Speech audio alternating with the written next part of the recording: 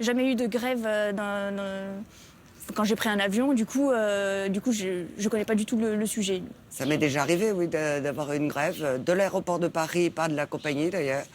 Et ils nous ont remboursé, il a fallu assister pas mal, mais ils nous ont remboursé le billet. Aujourd'hui, Consomac fait le point sur les droits à indemnisation des passagers en cas de grève.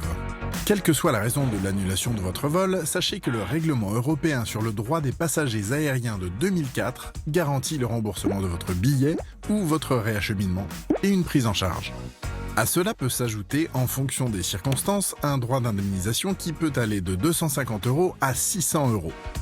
L'ensemble de ces droits vaut pour tous les vols qui décollent d'Europe, quelle que soit la nationalité de la compagnie aérienne, et également pour tous les vols des compagnies européennes qui arrivent en Europe.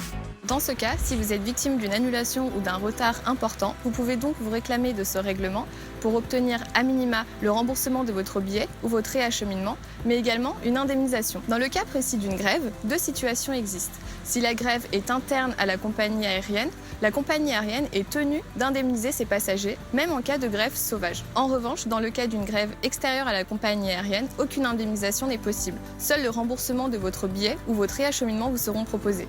Quelle que soit la situation, il est très important de conserver l'ensemble de vos documents de voyage. Carte d'embarquement, ticket d'enregistrement des bagages, note de frais, bref, tout justificatif qui vous servira à effectuer votre demande d'indemnisation.